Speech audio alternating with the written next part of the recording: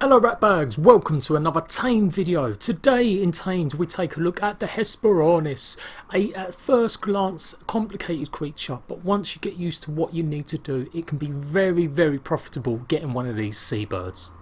Unlike the HESPERORNIS, this one is actually of use. I really did not find the HESPERORNIS single decent use. I desperately tried to do one for the last Tame video and I actually gave up. It's the first time I've ever given up doing a Tame video because it just wasn't worth my time. Unless you're desperately in need of some prime fish, that is the only reason. However, in combination with the HESPERORNIS, these two seabirds really might actually work a lot better now. So the HESPERORNIS, let's get onto it first before we talk about its perfect partnership. You can find these creatures in low river areas, particularly the south of the map and the west. You'll find one or two schooled around, but they don't necessarily pack together or anything like that. You'll just find a few of them skimming the water. Here you can see on the map, this is where I found my bunch of them. You will have issues if you don't do a destroy wild dinos. I spent about an hour looking around the map until I finally remembered to do a wipe. This is what you should be doing after every brand new creature, but since it's the last brand new creature to be added to the game, you shouldn't have to do that too much more. When you can see it's just skimming, and it does dive down to pick up its fish. It can be a bit hard to spot for this reason sometimes. You occasionally see them waddling onto land, but in the time I spent over 2 hours doing this video, I only saw 2 of them come onto land. Very tiny amount. They literally only walked on for 2 seconds and went back into the water. So if you haven't guessed, they eat fish. Now you've got to do something very specific with this fish. You can see there it's just diving down. It first attacks its prey, the fish inside the water obviously, and then it will dive down again to actually consume and eat it. Now unless it's a special dinosaur, I don't normally show you how to actually tame the creatures unless there is a real difficulty to it, and this is a little bit different. You don't necessarily just leave the fish for them, you have to kind of tempt it by dragging the fish around. This proved quite hard to do in the water. For some reason it just wasn't really paying me much attention and I just could not actually get it to come over to the fish. And it was a bad idea anyway, as you are going to need to do this quite a lot of times depending on what fish you use and how big the fish are. So I built myself a little trap and I tried a few methods of trying to lure the actual HESPERORNIS onto my little trap. It slightly worked. You can see this one just come up on board to take a little nose and a little look, but he still didn't actually chase the fish up. There is an easier way to get them to actually follow you. You need to get up in this bird's grill. That's right, go up to it and it should start attacking you. Now in water it's a little bit hard to aggro them, so again if you see one on land, absolutely go up to it and try and get it to follow you through. You can see with its dumpy little legs it's not the most speedy creature and its actual damage output towards players is minimal. You are not going to be killed by one of these unless you are literally doing nothing for about 5 hours. As soon as I dropped the fish in, you can see it actually ate it, but that is not the way to actually tame it. You can use that method to stop the actual affinity from dropping, but what you do need to do is keep the fish in your hands to actually get the tame affinity bar up. So I kept on persevering with this though, just to see what would actually happen, and as you can see I'm about to drop the fish and the HESPERORNIS is going to just munch on it instead of actually utilising it to be tamed. So I finally worked out you need to keep the fish in your hands. Once you've actually got it in your hands and you're ready to face your HESPERORNIS, you get the chance to press E on it, or the triangle on PS4, or Y on the Xbox One. And you can see it's quite clear, it tells you exactly what you need to do. There you go, you can see the affinity bar has popped up. You've got 45 seconds to now get another fish before its affinity bar starts dropping. I spent way too long getting a second piece of fish and you can see its affinity bar is dropping massively. So with that method not working, I decided to make my trap a little bit different. I decided to actually fill it with fish first. This way it would keep the HESPERORNIS busy while I was trying to get more fish, and hopefully it would mean I wouldn't lose the taming affinity. And that's what I found it does. Even if you maybe a little bit too long, as long as there's fish in there, it should keep eating it and hopefully you won't lose the affinity. The affinity won't go up though unless you actually feed the fish to the HESPERORNIS yourself. So simply put, I shut my trap and I made sure I got another HESPERORNIS into it, and as you can see here, and there you go, it's got lots of fish. It's generally ignoring them, but as soon as you pick one up and try and do it, there you go, you should be able to now actually make its affinity start going up.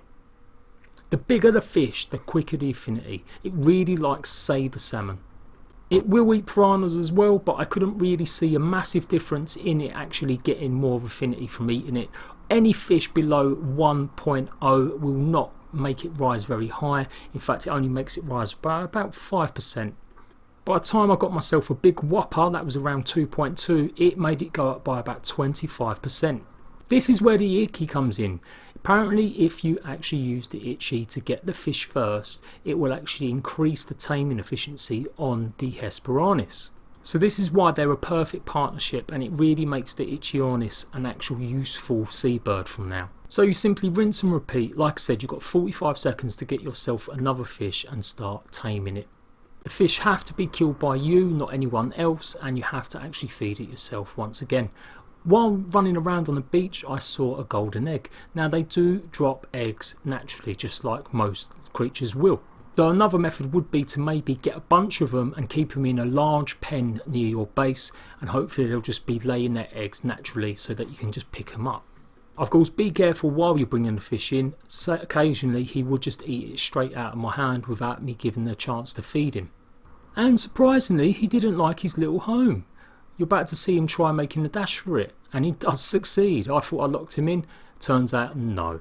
It's definitely a good idea to keep them hemmed in somewhere where they won't be able to escape and run away, so you can easily and quickly feed them. Otherwise, if they do escape, like my one is, you do have to start running around trying to work out exactly where it is. Particularly near the jungles, this would be an issue, and obviously other creatures might take a chump on it. So once I realised he was Houdini, I realised it was the one actually on the beach and not just another one. And again, I was lucky enough I got in time to actually give it its affinity. And there you go. We're nearly there now, this one. Just keep rinsing and repeating. This took around 10 fish, all various sizes and shapes. Some of them were saber-toothed salmon, some of them were just coal. And there you go, we finally tamed it. Once I started to give it its silly name, I decided to do a few experiments to see what kind of food it would eat, whether it would eat anything else but fish, and naturally, no, it doesn't eat anything. The first name that came to mind calling this bad boy though was Billy No Arms. There you go, Billy. How you doing, mate? So I put some actually raw meat in, and it doesn't actually make a difference to their food. Even after force food in it, it didn't actually make it rise anything. So it does have to be fish that you feed it.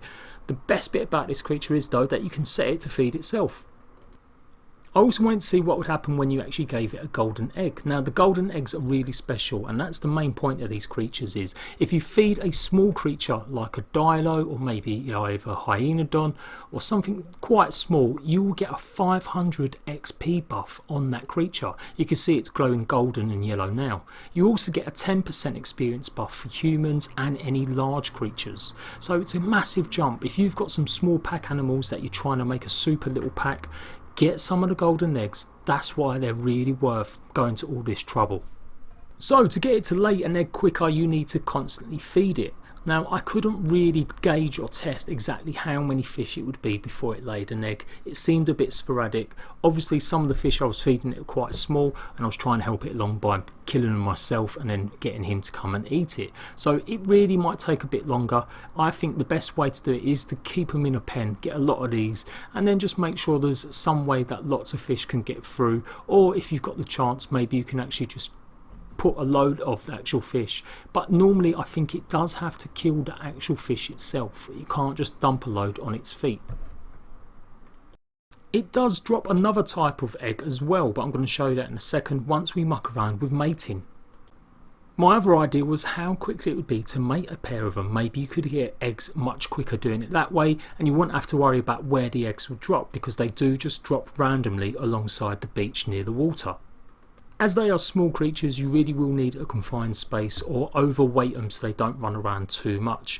I was just in a bit of a hurry, so I was just mucking around. I decided to do a different method, and I actually halved the space that they were in using another thatch wall. And once I'd done this, the taming process was a lot quicker. They weren't going to be actually walking away from each other too much. And then I can actually take a look on top and see how the guys are doing. They're getting busy. Just to show you that wild ones do lay golden eggs or normal eggs. I just tried getting this one to aggro me, and you can see he drops one just there. Right, these lovebirds have been going at it and we're nearly ready to go. I really wanted to see if this method would be good. Of course it will be good, the eggs will be fertilised, so you could hatch them and actually make more HESPERORNIS, and that would be very good if you want to get a big school of them.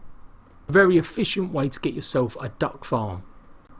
I was unlucky on this occasion though, it didn't drop a golden egg, it dropped one of the other ones. Now the other eggs they drop are normal eggs with a difference, you can actually get oil from them. You can see there they're blue and white speckled, so they're quite clear to see, and they're just like normal eggs. If you consume it you'll get a little buff yourself, or it will fill your food up very quickly. They don't give any bonuses like the actual golden eggs though. I tried mucking around to see if it would incubate in cold water, or well, whatever temperature that water was. And I really didn't have time to set up loads of air conditioners just to see how quickly it would actually do. So I tried the old fashioned method as well, and I put some standing torches down to see what kind of levels it would need. You'd only need about one standing torch. I tried 4 or 5 and the health started going down very rapidly. Of course that does mean it's going to take an incredibly long time to actually incubate and hatch the egg. So to convert the actual normal egg into oil, you put it in a cooking pot and simply set it alight. I ran to get some wood. It's a pretty rubbish method really. I mean, it's such a waste of effort to go and get these eggs. If you do get a bunch of these, I guess you've got to use them for something. Now the golden eggs can be used for Kentrosaurus kibble, which you're going to need to tame a Eutyranus. However, I'm not 100% sure on whether it works with normal eggs, and there you go, you can see it's converted it to oil. If you're desperate for organic polymer, you can go ahead and kill these and it will drop a very small amount. But for playing around with them for a good few hours, I'm happy to say I was really pleased with this one. Check out my Tamed series for all the other dinosaurs, all the other guides and help you need with all the creatures in a very quick format, and I will see you rat bags later.